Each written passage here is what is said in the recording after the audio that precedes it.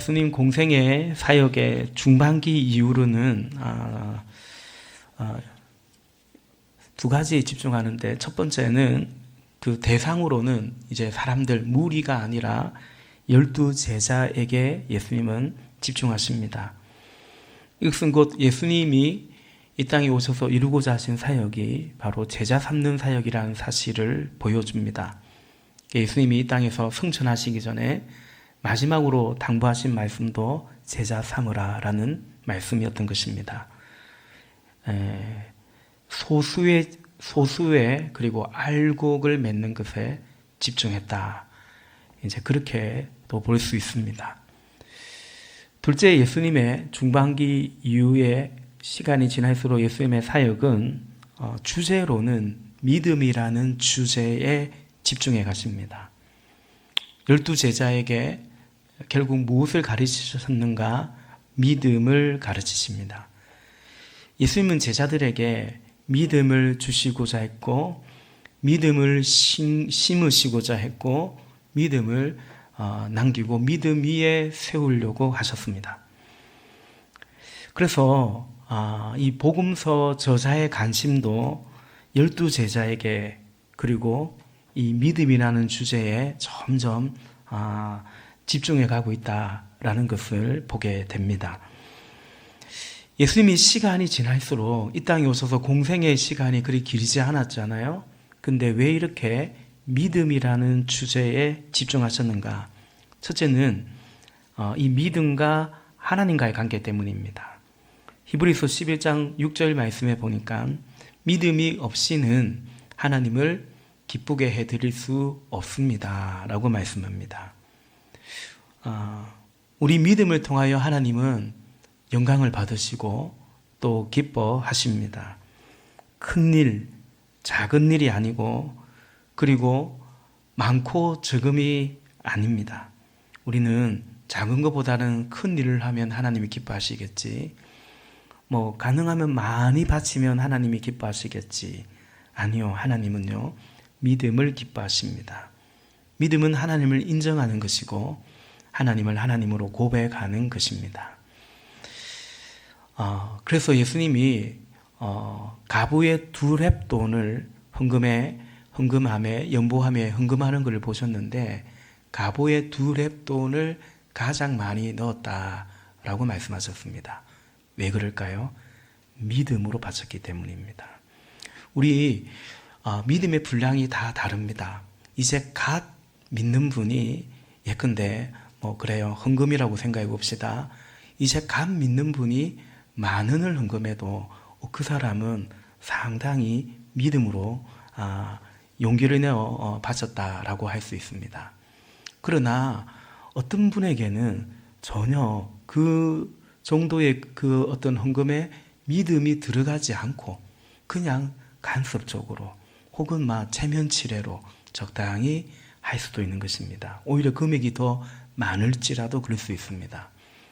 그래서 주님은 믿음이 없이는 하나님을 기쁘시게 할 수 없다. 그래서 왜 예수님께서는 당신의 제자들에게 이 믿음을 심어주고 믿음 위에 세우려냐면, 믿음과 하나님과의 관계 때문입니다. 우리는 하나님을 기쁘시게 하고 하나님께 영광을 돌리기를 원합니다. 그러면 무엇으로 그렇게 하는가? 믿음이라는 것이죠. 두 번째, 예수님이 시간이 지날수록 이 믿음에 집중한 이유는 믿음과 세상과의 관계 때문입니다. 로마서 3장 30절 말씀해 보니까 참으로 하나님은 오직 한 분뿐이십니다. 그러므로 하나님께서는 할례를 받은 사람도 믿음을 보시고 어렵다고 하시고, 할례를 받지 않은 사람도 믿음을 보시고 어렵다고 하십니다. 아멘. 이 사도 바울의 편지 안에서 할례를 받은 사람, 유대인, 할례를 받지 않은 사람, 이방인, 결국은 만민입니다. 그러니까 그 누구도 예의가 없이 믿음을 보시고 어렵다고 하신다는 것입니다. 믿음으로 어렵다함을 받습니다. 구원을 받는다는 말이죠. 믿음은 멸망당하는 자를 구원하고 죽어가는 자를 살리는 것입니다. 그러니 이 믿음보다 귀한 것이 무엇이겠습니까? 물질도, 사랑도, 건강도, 명예도, 또 어떤 선행과 봉사도, 우리의 섬김도 죽음, 멸망에서 건지내지 못합니다. 우리가 오직 복음을 전하고 그래서 주 예수를 믿을 때만 구원을 받는 것입니다. 영원한 형벌이 아닌 영원한 생명을 얻게 되는 것입니다. 그래서 우리가 이 세상과의 관계로 볼 때 믿음만큼 이 세상을 사랑하고 이 세상에 있는 사람들을 섬기고 이 세상을 향한 선행은 사실은 없는 것입니다. 그래서 우리는 믿음을 가지고 이 믿음의 도를 전하는 것입니다. 예수님이 시간이 지날수록 믿음에 집중한 이유, 세 번째 이유는 믿음과 우리 자신들과의 관계 때문입니다. 갈라디아서 3장 9절 말씀에 그러므로 믿음에서 난 사람들은 믿음을 가진 아브라함과 함께 복을 받습니다. 말씀합니다.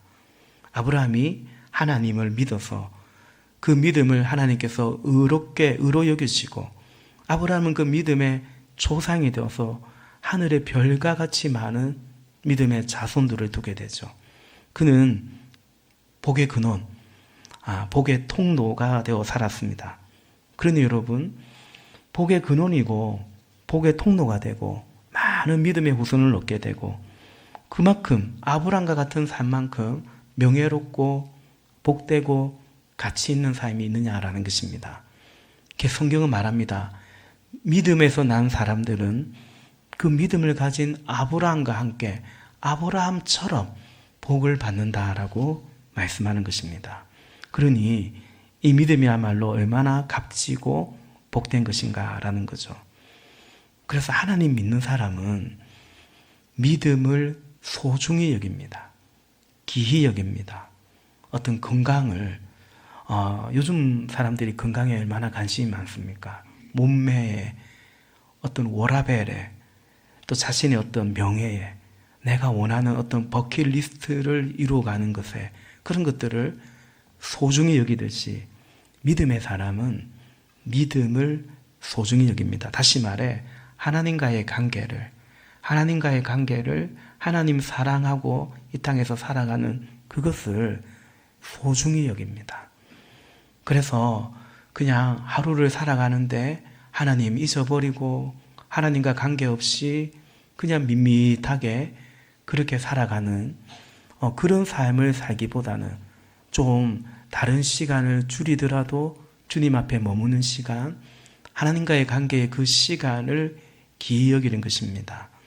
또 어떤 선택을 할 때에도 직장을 선택한다든지 어떤 거주지를 선택한다든지 이사를 간다든지 또 연애를 하고 결혼을 한다고 할 때든지 믿음을 소중히 여기는 사람은 이 선택과 나의 믿음 생활이 어떻게 연결되는지, 혹시 이 선택 때문에 하나님과의 관계에서 멀어지지는 않을지, 이런 것들을 아주 중요한 기준, 가치로 여기는 것입니다. 그래서 여러분, 믿음은 언제 드러나냐면 자주 말씀드리죠. 선택할 때 우리의 가치관이 드러나잖아요. 그게 이제 믿음이거든요. 믿음의 사람은 믿음의 가치관을 가지기 때문에 매일매일의 선택을 할 때, 특히 결정적인 선택을 할 때 우리가 믿음을, 그냥 쉽게 말해서 하나님을 어떻게 여기고 있는지 우리는 확인하게 되는 것입니다. 이 시간 예배하는 여러분 축복합니다. 믿음의 복을 사모하시기를 바랍니다. 믿음을 가진 아브라함의 그 복이 여러분의 삶이요 여러분의 복이 되기를 축복합니다. 오늘 말씀의 제목이 믿는다는 것, 예수님을 믿는다는 것입니다. 본문을 통해서 5가지로 설명하고자 하는데 5가지나 짧게 하겠습니다. 첫 번째는 믿음은 들음에서 납니다. 믿음은 들음에서 납니다. 오늘 본문 마가복음 10장 46절 이하에 누가 등장하냐면 디메오의 아들 바디메오, 바는 그의 아들이란 뜻이거든요. 디메오의 아들 바디메오, 그는 46절에 보니까 눈이 멀었고 또 거지였다라는 거죠. 거지라서 눈이 먼 것은 아니고 아마도 앞을 보지 못하니까 소경이라서 달리 다른 일을 할 수 없어서 거지로 구걸하며 살았던 것 같습니다. 그런데 그가 예수가 지나간다라는 말을 듣습니다. 47절입니다. 나사렛 사람 예수가 지나가신다는 말을 듣고 다윗의 자손 예수님, 나를 불쌍히 여겨주십시오 하고 외치며 말하기 시작하였다. 아멘.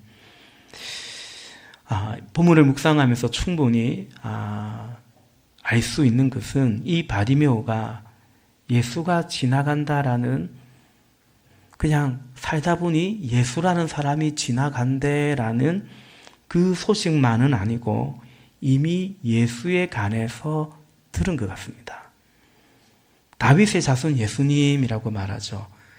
다윗의 자손은 누구냐면, 다윗의 자손이 예수라고 성경에 기록되어 있지는 않고 구약에는 다윗의 자손으로 메시아가 온다고는 기록되어 있죠. 그렇다면 다윗의 자손 예수님이라고 고백했다는 말은 당신은 우리가 그렇게 기다리던 그리스도 메시아입니다라는 고백을 하고 있는 거죠. 로마서 10장 17절 말씀에 그러므로 믿음은 들음에서 나며 들음은 그리스도의 말씀으로 말미암느니라 말씀합니다. 믿음은 듣는데, 말씀을 들을 때 믿음이 우리 속에 심겨진다라는 거죠. 바디메오는 예수님을, 또 예수의 말씀을 전에 들었든지 직접 들었든지 예수님 말씀을 들었던 것 같습니다. 그래서 그 안에 무엇이 생겼냐면 믿음이 생긴 거죠. 물론 성령의 주의 긍휼이고 성령의 도우심입니다. 믿음은 보고 믿는 것이 아니고 들음으로 믿는 것입니다. 믿음은 또 다 이해해서 믿는 것이 아니라 들음으로 믿고 믿음으로 믿기 때문에 더 깨닫게 되고 더 이제 확신하게 되는 것이 믿음입니다. 믿음은 복음을 듣고 예수님을 영접하면 성령님이 우리 속에 오시기 때문에 성령의 감동으로 기록된 성령님의 그 조명하심을 힘입어서 더 주님을 알아가게 되는 믿음의 사람이 되는 것입니다. 완전히 믿고 이해하고 믿는 게 아닙니다. 그냥 그렇다고 안 믿는 걸 믿을 수는 없죠. 어느 정도 이해되면, 믿어지면, 예수님을 영접하면 그때부터는 성령님이 우리 속에 오셔서 우리 믿음의 확신을, 우리 믿음을 더 이렇게 성숙하게 연걸어 가시는 것입니다. 바디메오의 믿음은 들음의 믿음, 말씀을 믿는 믿음입니다. 예수님 믿는 것입니다. 그리고 바디메오는 더 나아가 자신에게 막혀 있는 것이 아니라 열린 것을 보는 것이고, 없는 것이 아니라 있는 것을 바라보고 감사하는 믿음이었습니다. 바디메오는 그랬습니다. 그는 앞을 보지 못했지만 귀는 열려 있었습니다. 막힌 것이 아닌,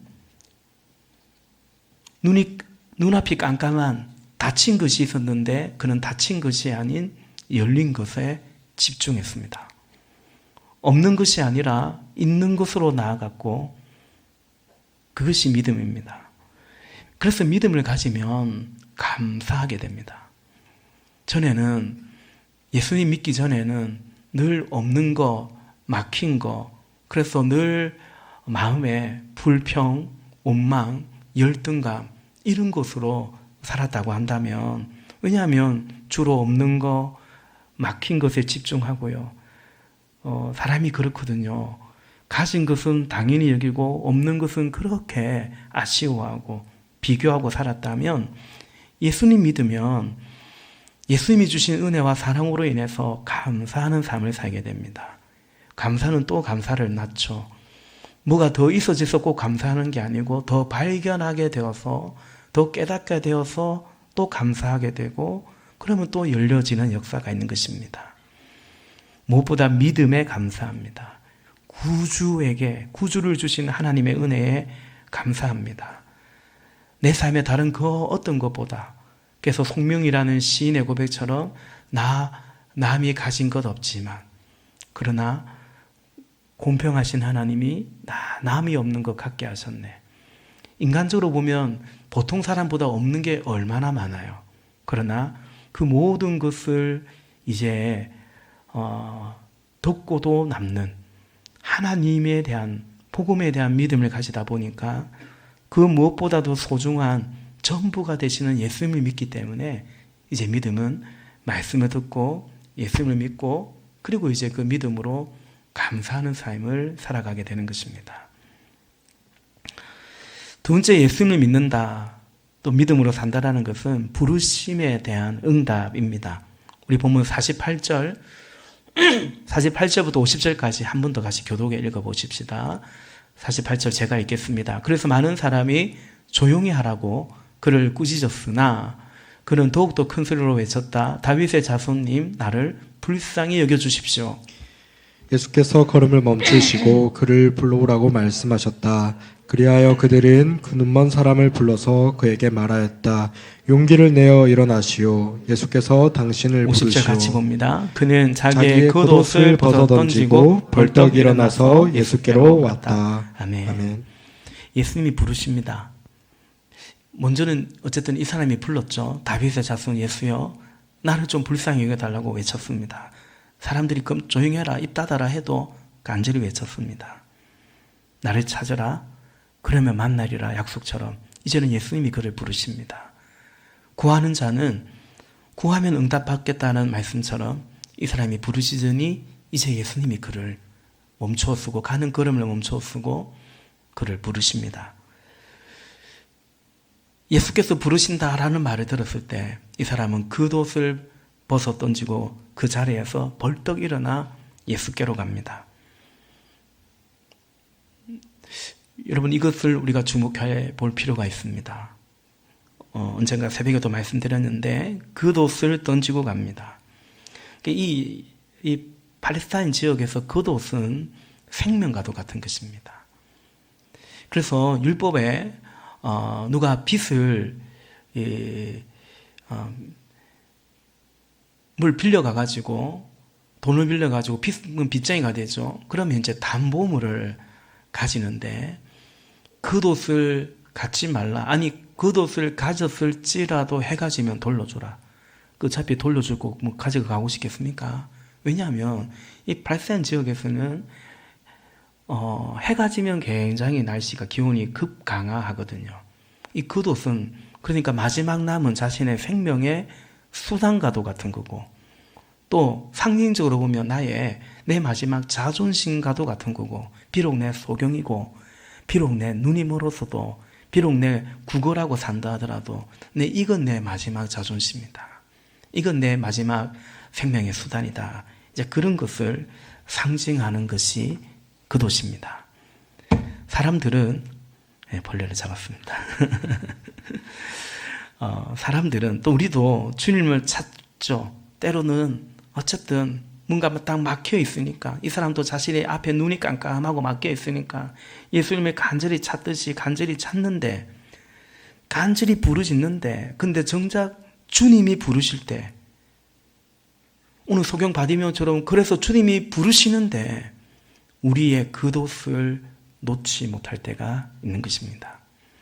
내 자존심, 그렇게 간절히 주님 찾아놓고는 여전히 내 자존심, 나의 꿈, 내 생명 여전히 맡기지 못하고 벗어 던지지 못하고 내가 딱 그냥 붙잡고 있는 것입니다. 주님을 불러놓고는 정작 주님이 부르시는데 그 부르심에 응답하지를 못하는 거예요. 오늘 우리가 주께서 우리를 부르시는데, 여러분을, 당신을 부르시는데, 오늘 내가 좀 벗어 던져야 되는 겉옷 같은 것은 뭘까 생각해 봅니다. 이건 내가 주님을 인정하지만, 주님을 믿지만, 이건 내가 포기하지 못해. 네, 그런 것이 우리의 겉옷일 수 있습니다. 그리고 여전히 그것이 우리 믿음으로 살아가는 것에 발목을 잡고 있을 수 있습니다. 이 사람은 겉옷을 던지고 벌떡 일어났거든요. 그 자리에서 예수께로 갔거든요. 근데 여전히 그 자리에 그냥 부르는데도 주님, 주님 그냥 부르고만 있는, 그럴 수 있다라는 거죠. 사랑하는 여러분, 우리의 겉옷을 벗어 던지고 주의 부르심 앞으로 나아갈 수 있기를 바랍니다. 손에 쟁기를 잡고 뒤를 돌아보며 얽매이기 쉬운 무거운 그런 것들을 다 짊어지면서 어떻게 경주를 합니까? 요즘 올림픽 거의 저는 본 것이 없는데 어쨌든 꽤 잘한다고 해요. 올림픽 할 때 수영이든 육상이든 어떤 유니폼이든 어떻게 입습니까? 하이스만 있다면 안 입은 듯 입으려고 하죠. 몸을 가볍게, 최대한 가볍게. 그렇죠. 경주하는데 얽매이기 쉬운 무거운 옷을 입고 어떻게 뛰겠습니까? 그래 뛰어가지고 무슨 기량을 발휘할 수 있고 좋은 성적을 얻을 수 있겠습니까? 믿음의 경주도 마찬가지입니다. 히브리서 기자가 말하죠. 그러므로 모든 얽매이기 쉬운 그 죄를 벗어 던지고, 여전히 믿음도 좋은데 세상 것도 좋은 거예요. 믿지만 요거 정도는 해둬야 되겠고, 이런 시간 정도는 가져야 되겠고, 요 정도로 내가 살아야 되겠고, 이 정도 사람은 내가 또 만나야 되겠고. 그게 바로 믿음의 경주를 하면서 여전히 주렁주렁 내가 달고 있는, 내가 벗어 던지지 못하는 그도일 수 있는 것입니다.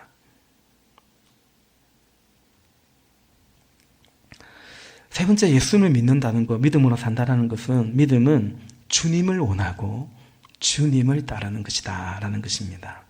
여러분, 예수님 믿으면 우리의 원하는 거, 바라는 거, 그래, 우리의 소원이 달라집니다. 우리 51절, 52절, 우리 소원이도 달라지고 소원도 달라지고. 자, 51절, 52절 같이 또 읽어보겠습니다. 시작. 예수께서 그에게 말씀하셨다. 내가 너에게 무엇을 하여 주기를 바라느냐? 그 눈먼 사람이 예수께 말하였다. 선생님, 내가 다시 볼 수 있게 하여 주십시오. 예수께서 그에게 말씀하셨다. 가거라, 네 믿음이 너를 구원하였다. 그러자 그 눈먼 사람은 곧 다시 보게 되었다. 그리고 그는 예수가 가시는 길을 따라 나섰다. 아멘. 아멘. 무엇을 하여 주기를 원하느냐? 여러분, 우리가 예수님께 정말 듣고 싶은 말 아닙니까? 그래, 무엇을 하여 주기를 원하느냐? 소원을 말해봐. 소원을 말해보라는 거죠. 새벽에도 그런 말씀 드린 적 있는데, 갑자기 예수님이 갑자기 저한테 야, 너 소원이 뭐냐 물어보면 의외로 당황할 수 있습니다. 미처 그걸 물으실 줄 몰랐네. 기도해도 그리 잘 안 들어주시지만 주로 기도를 약간씩 들어주고 진짜 좀 째째하게 들어주시더만 갑자기 소원을 말해보라고. 오늘 이 소경에게, 바디메오에게 무엇을 해주기를 원하느냐. 그때 이 사람 뭐라고 말합니까? 이 사람 원래 뭐하고 살았습니까? 뭐하고 살았죠? 구걸하고 살았습니다. 거지로 구걸하고 살았습니다. 원래 그래서 이 사람 소원은 뭐냐면 많이 받는 겁니다. 오늘 좀 어디 마음씨 좋은 사람이 있어가지고 좀 오늘 또 운이 재수가 좋아가지고 오늘은 좀 많이 버는 거, 그게 이 사람 소원입니다. 사도행전 3장에 성전 미문에 40년 동안 걷지 못한 사람, 그 성전 앞에서 구걸하던 사람이 있죠. 이 사람은 앞을 보는 사람이에요. 걷지를 못하는 거죠. 그래서 베드로와 요한이 딱 앞에 섰어요. 그러니까 보통은 지나가면서 그냥 하나 동전 하나 던져주고 가는데 딱 섰다 이거예요. 좀 대단한 거 주려고 하나 보다. 사도들을 딱 쳐다보는데 베드로가 뭐라고 말합니까? 은과 금은 나에게 없거니와. 그 안전뱅이 구걸하는 사람은 딱 실망했을 겁니다. 뭐야, 젠장. 은과 금은 내게 없거니와. 근데 내게 있는 것으로 너에게 주는데 나사렛 예수의 이름으로 일어나 걸어라 라는 거죠. 여러분, 언젠가 제가 그 사도행전 3장을 얘기할 때 그 사람의 문제는 자기의 문제가 뭔지를 모르는 문제라는 거죠. 자기의 문제는 당장 오늘 먹고 사는 것이 문제라고 생각하는 거죠. 진짜 문제는 걷지 못하는 거거든요. 근데 더 이상 그걸 문제라고 생각하지 않는 겁니다. 이 소경도 마찬가지였을 것입니다. 뭐 어떻게 해요? 벌써 앞을 보지 못한 채로 산 지가 얼만데요. 그 세월이 얼만데요. 그러니 구걸이 잘 되면 그 이상 바라는 게 없는 거죠. 근데 누구를 믿었어요? 누구를 믿었어요? 이 사람이? 예수님 믿었어요. 그 예수님은 어떤 분인지 이 사람은 고백하냐면 그 베드로의 고백처럼이죠. 그냥 나 오늘 이 동양 그릇에 동전 좀 많이 채워주는 그런 분으로 믿지 않고 생각하지 않고 이분은 내 눈을 뜨게 해줄 수 있는 분이다. 왜냐하면 메시아에 대한 그 예언의 말씀에 예수님께서 누가복음 4장에서도 말한 것처럼 메시아가 오면 주의 성령이 내가 임하면 눈먼 자의 눈을 뜨게 하고 메시아라고 믿었기 때문에 이분은 내 눈을 뜨게 해줄 수 있는 분이다라고 믿었던 것입니다. 그래서 예수님이 네 믿음이 너를 네 믿음대로 될지어다 말하죠. 그래서 뭘 말하냐면 내가 보기를 원하나이다. 볼 수 있게 하여 주십시오. 라고 주님께 빌었던 것입니다. 여러분, 예수님 믿으면 우리의 소원이 바뀝니다. 더 중요한 가치를, 더 소중한 삶이 무엇인지 알기 때문에 왜 알게 되냐면 예수님 믿으면 알게 됩니다. 그러니까 이 사람의 소원은 원래는 많은 거 동냥하는 거였는데 예수님 믿으니까 이제 나도 볼 수 있어. 나도 보기를 원하나이다. 바뀌는 거죠. 그런 점에서 여러분, 우리의 소원에 꿈에 변화가 없다면 우리 믿음을 잘 돌아봐야 됩니다. 어떻게 예수님 믿는데 소원이 안 바뀝니까? 뭐가 더 귀하고 소중하고 값진 것인지에 대한 그 기준이 어찌 안 바뀐단 말입니까? 세상이 동경하는 것을 어찌 그대로 그저 동경하고 살아간단 말입니까? 하나님 잘 믿으면 그 레이스에서 세상이 동경하는 그 경쟁에서 내가 더 앞서갈 것이라는 그건 이제 그냥 세상 사람들, 세상 종교인들의 생각이고요. 우리의 소원의 변화가 없다면 우리의 믿음을 돌아봐야 됩니다.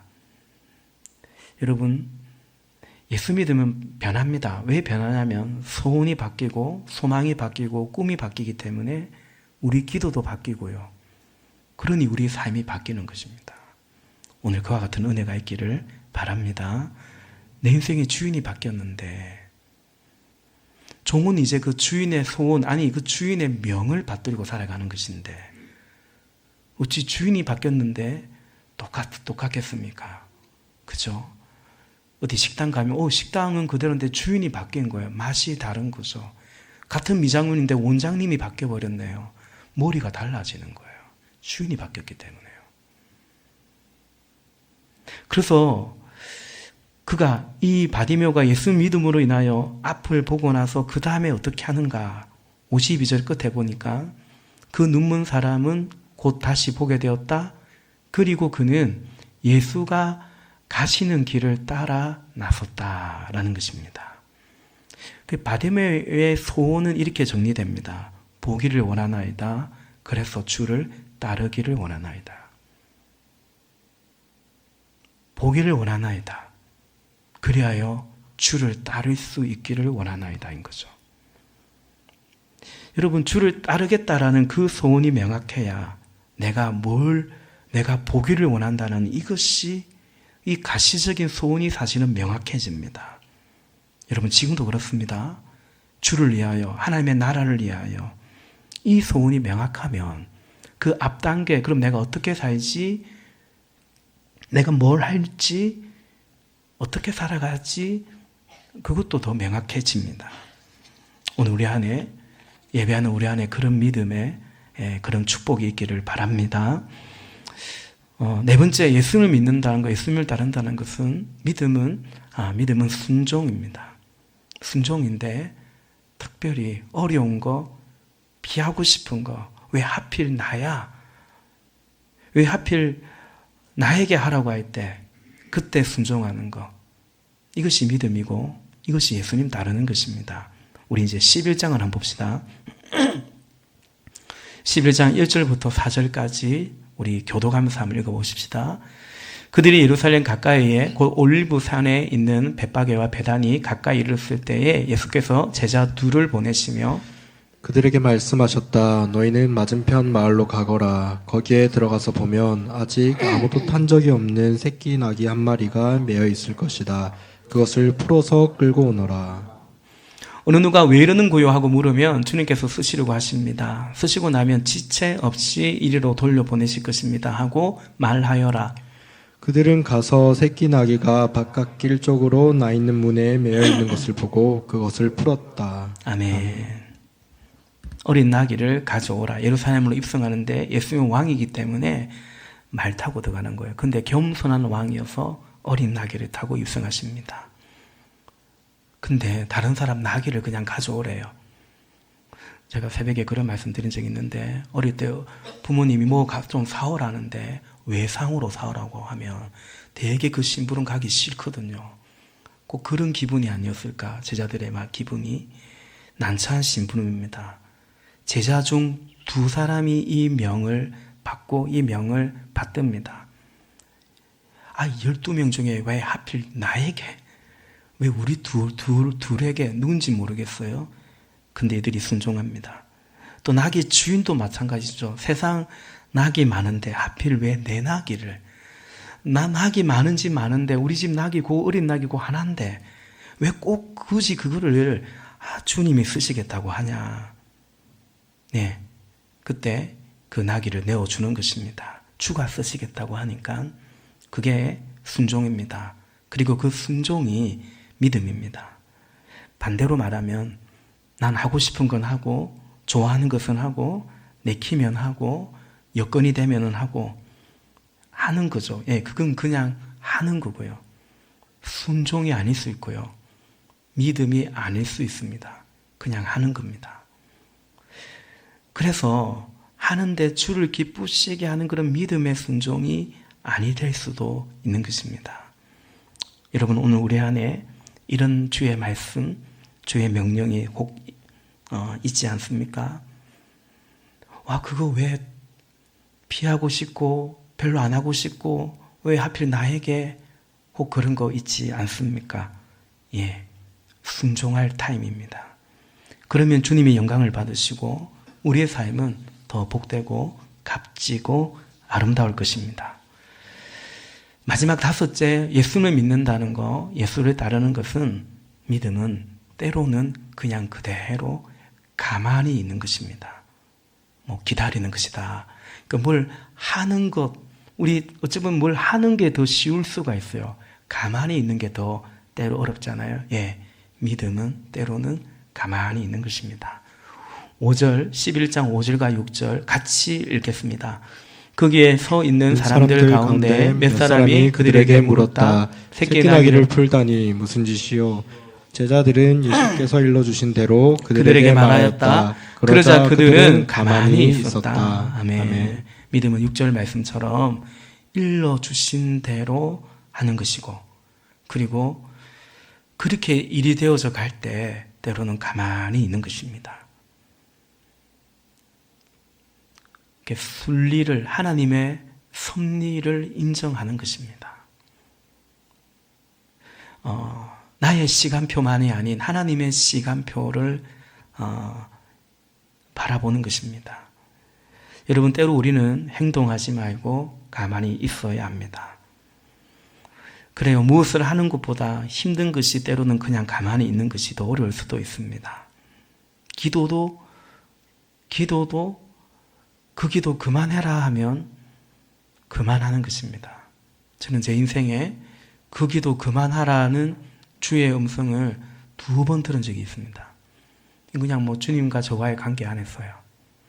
그때 순종은 뭐냐면 이제 그 기도는 그만하는 것입니다. 그 다음에 뭐 하는 거죠? 기다리는 거죠. 주의 응답을 기다리는 거죠. 말씀을 맺습니다. 복음서에 보면 10명의 문둥병자 예수님 만납니다. 가서 너희들이 깨끗해진 것을 가서 제사장에게 보이라고 했습니다. 아직 병을 고쳐주지 않았어요. 제사장에게 가는 길에 예수님 말씀대로 병이 나은 거예요. 그리고 그 10명 중에 9명은 그냥 갔습니다. 자기들 병 나은 거 기뻐하고 갔습니다. 근데 단 한 사람은 어떻게 했죠? 예수님께로 돌아왔습니다. 그리고 예수님께 감사했더랬습니다. 무슨 말이냐면 은혜 받는 사람은 많을 수 있습니다. 그러나 주님께로 주님의 말씀을 따라 주님의 길을 가는 사람은 많지 않을 수 있습니다. 예수를 믿어서 믿음으로 구원도 받고 믿음으로 또 살기도 살아서 우리요.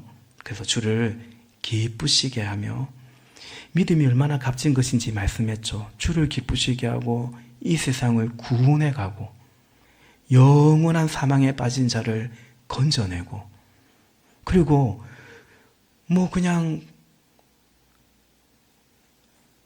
좀 더 벌고 좀 더 좋은 옷 입고 좀 더 맛있는 거 먹고 그렇게 살아갈 수밖에 없는 인생인데 그것도 그나마 잘 되면 다행이고 근데 하나님을 기쁘시게 하고 잃어버린 영혼을 주께로 인도하고 깨어진 세상을 깨어진 가정을 깨어진 영혼을 건져내는 이 놀라운 하나님의 일에 쓰임받는 그 믿음은 우리에게 그만큼 복된 것이거든요. 그래서 여러분 오늘도 동일하게 이 믿음의 복을 구하고 그래서 제자들이 누가복음 17장에 보면 제자들이 예수님께 뭘 구하냐면 우리에게 믿음을 더하소서라고 구하죠. 믿음을 귀히 여기고 믿음을 소중히 여기고 그리고 함께 이 믿음의 길 걸어가는 저와 여러분 우리 모두가 되시기를 예수님의 이름으로 축복합니다. 기도하십시다.